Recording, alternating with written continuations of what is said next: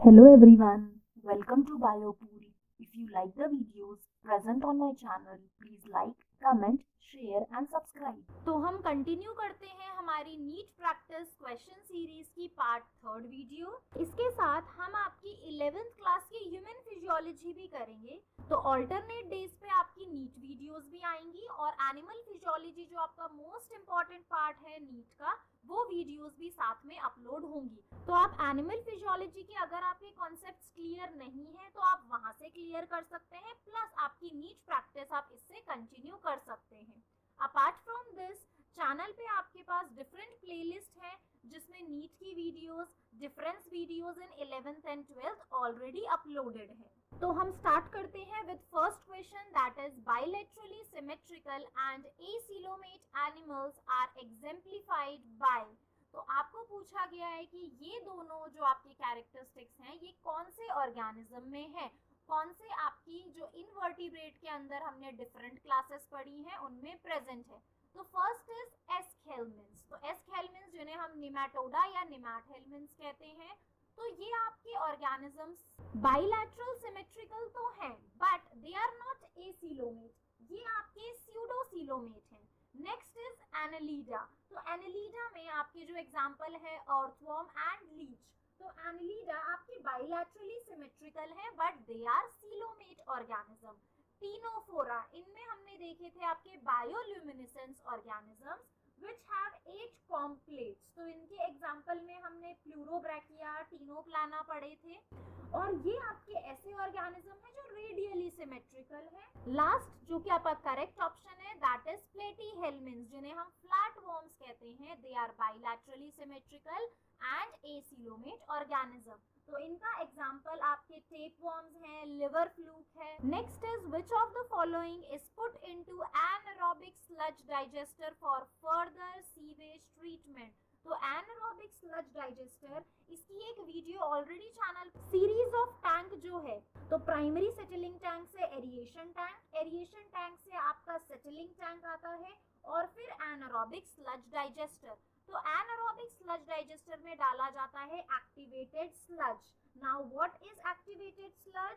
अब जो आपका बीओडी रिड्यूस कर दिया गया जब आपके सीवेज से, वेस्ट वाटर से, तब उस एफ्लुएंट को पास किया जाता है into settling tank where the bacterial flocs are allowed to sediment, और इस सेडिमेंट को हम कहते हैं एक्टिवेटेड स्लज। प्राइमरी स्लज आपका प्राइमरी ट्रीटमेंट में ये तो आता है, जो भी आपके सॉलिड वेस्ट प्रोडक्ट हैं, चाहे वो पेबल्स हो, आपके दूसरे ऐसे प्रोडक्ट्स जिन्हें हम रिमूव कर सकते हैं by sequential filtration. Floating debris, ये तो फ्लोटिंग डेब्रीज में आपके कोई भी मटेरियल आ सकते हैं, और एफ्लुएंट ऑफ प्राइमरी ट्रीटमेंट।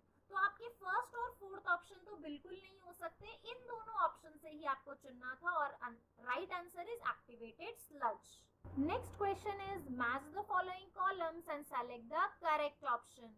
तो आपका ये क्वेश्चन आया है ह्यूमन फिजियोलॉजी से, locomotion and movement. Locomotion and movement में पेज 310 एंड 311 में हमने ये सारे आपके बोन्स के बारे में पढ़ा था। आपकी last two pair of ribs को हम फ्लोटिंग रिब्स कहते हैं and they do not connect with the sternum. तो स्टर्नम आपकी सेंट्रल फ्लैट चेस्ट बोन है। Next is acromion. तो एक्रोमियम आपकी बोन है जो कि आपके पेक्टोरल गर्डल में, मींस शोल्डर बोन्स के वहां प्रेजेंट है, और ये कनेक्ट हो रही है क्लेविकल से।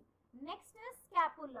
तो scapula is a large triangular flat bone जो कि प्रेजेंट है आपकी सेकंड एंड सेवेंथ रिब के बीच में।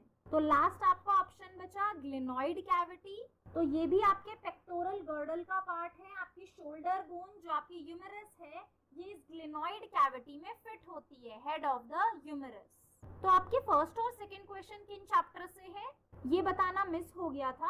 आपका जो फर्स्ट क्वेश्चन है वो चैप्टर 4 एनिमल किंगडम से है, आपके 11th क्लास बायोलॉजी का। क्वेश्चन नंबर 2 आपका 12th क्लास बायोलॉजी का चैप्टर 10 है माइक्रोब्स इन ह्यूमन वेलफेयर, जहां पे हमने primary and secondary sewage treatment के बारे में पढ़ा था। तो आपका नेक्स्ट क्वेश्चन बायोटेक्नोलॉजी के चैप्टर 11 से है और ये आपके 12th क्लास बायो का क्वेश्चन है। पूछा है रॉन्ग स्टेटमेंट बताना है हमें रेस्ट्रिक्शन एंजाइम्स के रिगार्डिंग। तो आपका रॉन्ग स्टेटमेंट यहाँ पे है second statement, sticky ends can be joined by using DNA ligase.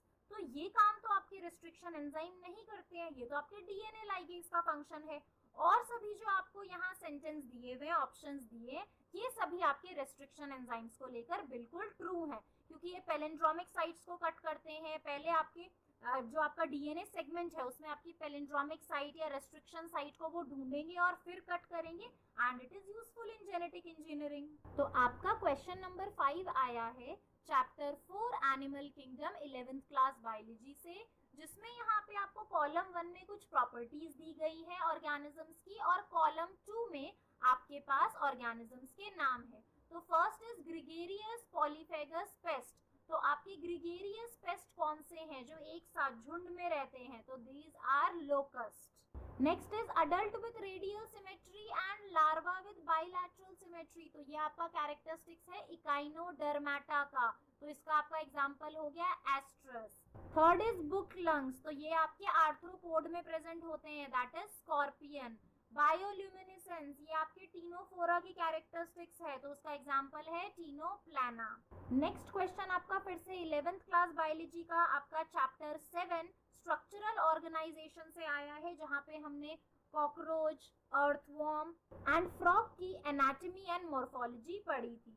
तो यहाँ पूछा गया है कि हेड ऑफ कॉकरोच अगर रिमूव कर दिया गया तो फिर भी आपका कॉकरोच कुछ दिनों तक जिंदा रह लेता है, ऐसा क्यों है? चैनल पे ऑलरेडी कॉकरोच एनाटॉमी की सेपरेट प्लेलिस्ट है, तो आप उसमें से सारे टॉपिक्स क्लियरली समझ सकते हैं। यहाँ पे जो आपका फर्स्ट ऑप्शन है वो बिल्कुल करेक्ट है, क्योंकि एनाटॉमी पढ़ाते हुए मैंने आपको बताया था कि जो कॉकरोच का हेड पार्ट है उसमें सिर्फ small portion of nervous system है। तो अगर हेड कट भी हो जाता है तो रेस्ट ऑफ द बॉडी में जो ज्यादा नर्वस कंट्रोल है वो रेस्ट ऑफ द बॉडी में है। तो इसीलिए कॉकरोच की जो डेथ हो रही है वो एक्चुअली स्टार्वेशन से हो रही है, क्योंकि उसका अब हेड ही नहीं रहा, माउथ नहीं रहा, तो वो खाना कैसे खाएगा? तो इसीलिए कॉकरोच की डेथ जो है वो हेड कटने की वजह से नहीं होती, बट स्टार्वेशन की वजह से होती है। नेक्स्ट क्वेश्चन फिर से आपका 11th क्लास का है क्वेश्चन चैप्टर 8 का cell the unit of life, जिसमें हमने सभी ऑर्गेनेलीज के स्ट्रक्चर एंड फंक्शंस देखे थे। तो बोला है कि कौन सा आपका ऑर्गेनेली है which is the site of formation of glycoproteins and glycolipids in eukaryotic cell. तो आपके ये जो ग्लाइकोप्रोटीन एंड ग्लाइकोलिपिड हैं ये बनते हैं गोल्जी बॉडीज में। पॉलीजोम्स तो आपका आंसर हो ही नहीं सकता, पॉलीजोम्स हमने पढ़ा था जिन्हें हम पॉलीराइबोसोम्स भी कहते हैं। When ribosome attach to a single mRNA and form a chain तो उन्हें पॉलीजोम कहते हैं। एंडोप्लाज्मिक रेटिकुलम बिल्कुल नहीं, इसमें हमने आरईआर और एसईआर के बारे में पढ़ा जो प्रोटीन सिंथेसिस करते हैं और लिपिड्स बनाते हैं। पेरोक्सीसोम्स के बारे में भी मैंने आपको बताया था, ये ऐसे ऑर्गेनेली हैं which are found in cytoplasm of eukaryotic cells. ये ऑक्सीडेटिव ऑर्गेनेलीज हैं, तो इनका मेजर फंक्शन है ऑक्सीडेटिव रिएक्शंस। ये मेटाबॉलिज्म में पार्टिसिपेट करते हैं काफी रिएक्शंस में। ये reactive oxygen species detoxification and signalling का आपका काम करते हैं। अपार्ट फ्रॉम दिस जो आपके पेरोक्सीसोम्स हैं इन द लिवर, ये बहुत इंपॉर्टेंट रोल प्ले कर रहे हैं in the synthesis of bile acids which are derived from cholesterol. Next आपका क्वेश्चन है which of the following region of globe exhibit highest species diversity। तो ये आपका क्वेश्चन आया है इकोलॉजी 12th क्लास बायो के आपके इकोलॉजी चैप्टर से, जिसमें हमने पढ़ा था कि आपके डिफरेंट एरियाज हैं इंडिया में, वर्ल्ड में, जहाँ पे स्पीशीज डाइवर्सिटी ज्यादा है।